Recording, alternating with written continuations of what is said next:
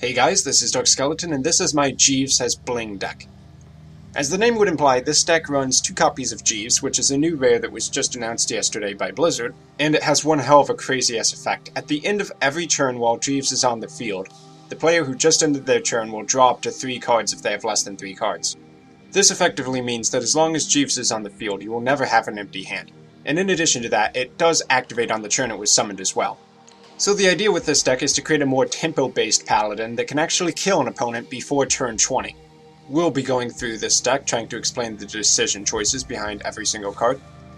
But do keep in mind that this is using cards that aren't even out yet, so this is all purely theoretical. Okay, first card up is Avenge. Avenge is just a solid buff that activates whenever some of your guys die. As long as one guy remains, that guy or another random minion on your field will get buffed by 3 attack and 2 health. In general, I'd just say that this card is very good for aggressive paladins, so of course I include 2 in there. Next up I included Blessing of Might ×1. The main reason for this is this deck also has Echoing Ooze ×2 and Blessing of Kings, so it has quite a few buff cards. On top of that, a Blessing of Might on the Jeeves' pitiful 1 attack will make it a 4/4 minion, which isn't terrible. And the third reason is this deck runs some Divine Shield, Argent Protectors, and Argent Squires. I was looking for a good 1-drop to put in the deck as a early game kinda get some tempo card. And Undertaker and Secret Keeper didn't really make the cut just because there's not enough secrets, there's not enough Death Rattle, and Leper Gnome was just removed too easily. So Argent Squire was the next best thing, and on top of that, it works pretty well with buff cards because of Divine Shield. You may be able to get 2/4 attack damage attacks in. That's kind of pushing it, but it's possible. Or if you take a Blessing of Kings, it makes it a 5/5 Divine Shield, which is actually pretty awesome. So it has some uses in the deck. Next up we have the Argent Protector, which is in here for similar reasons as the Argent Squire. It gives a minion Divine Shield, which is great with buff cards, but it's also pretty good for tempo because you can have you guys run into other guys, not die, stay on the field, and it also puts a 2/2 on the board. So I think Argent Protector is pretty good if you're going to do any kind of tempo play with Paladin. Outdoor Peacekeeper has pretty much always been a very staple Paladin card, and it's great for tempo as well. This 3/3 for 3 allows you to Battlecry, change an opponent's minion to 1 attack. And that's great because that means anything that's a huge threat on your opponent's side of the board basically effectively gets nullified. If you want to go aggro, you don't have to worry about his big guy anymore because it only has 1 attack.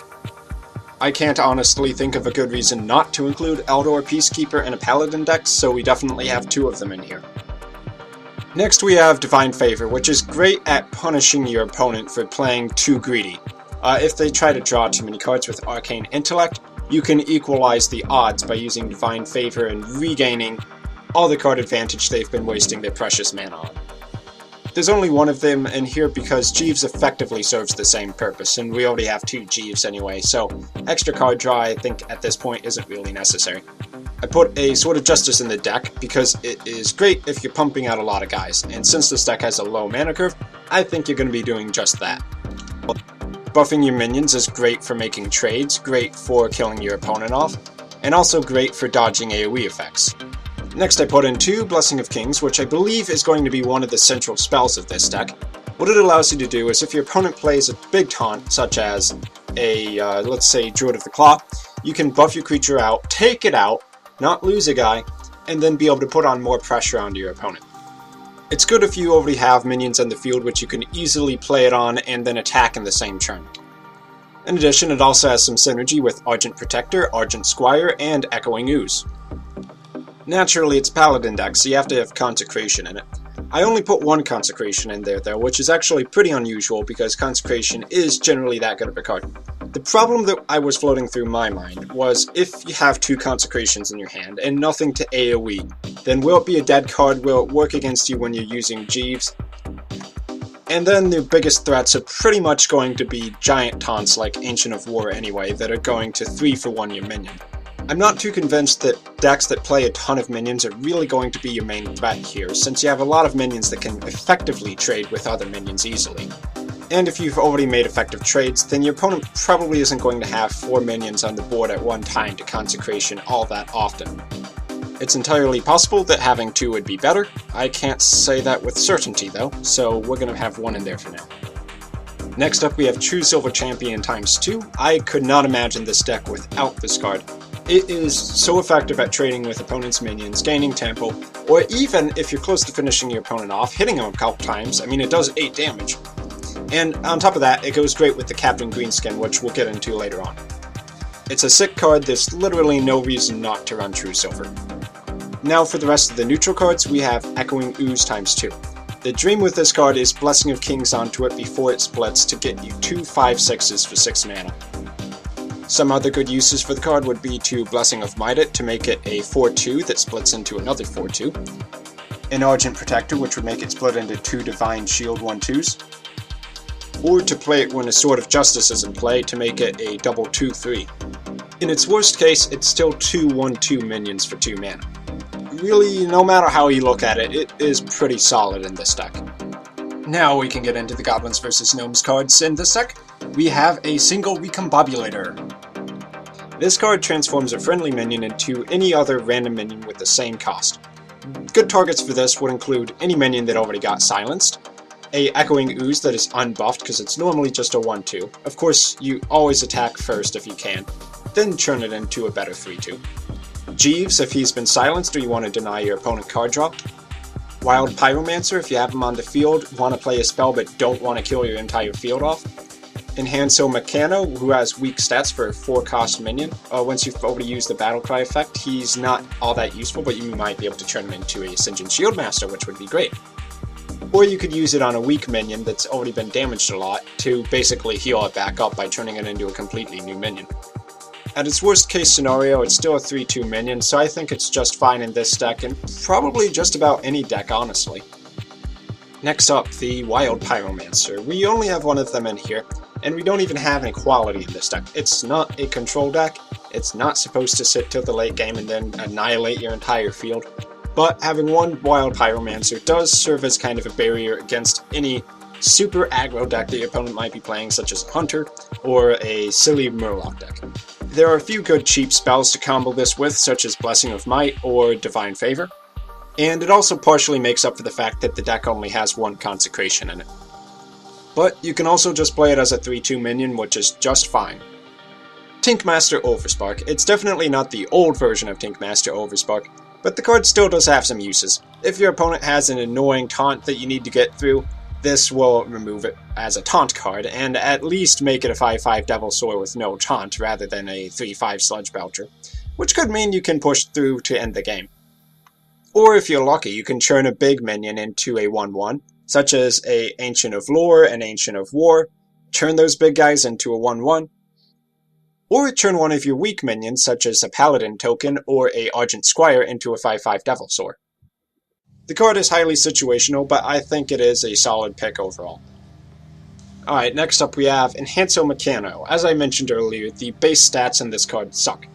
What makes it good is that when it's battlecried, your minions will randomly gain either Divine Shield, Wind Fury, or Taunt, all three of which are pretty good buffs, Wind Fury of which has the potential to pretty much end the game. But the more minions you have, the better this card is going to be, and in a tempo-based early game kind of deck, you're going to be playing a lot of dudes on the field, especially as a Paladin. So I think Meccano has the potential to be pretty good, and I'd at least like to try it out. All that said, the card is really only good while you're ahead, but you should be ahead. If you're not ahead, then you're probably being controlled and going to lose the game anyway. Now back to the centerpiece of this deck. Jeeves is a pretty weak minion that has the great effect of being able to draw you back up to 3 cards at the end of every turn he's on the field.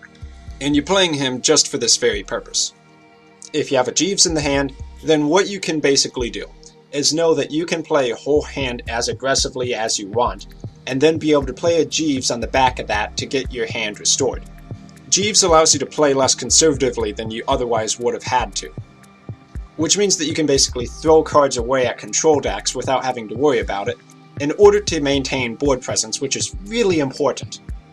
If you can put on the early game and mid game pressure to a control deck before they get to their late game, then you can win the game long before they play their Ysera. And that's kind of the ideal situation for this deck. If Jeeves ends up working against you by giving cards to your opponent instead, then what you can do is recombobulate it into a higher stat 4 value minion.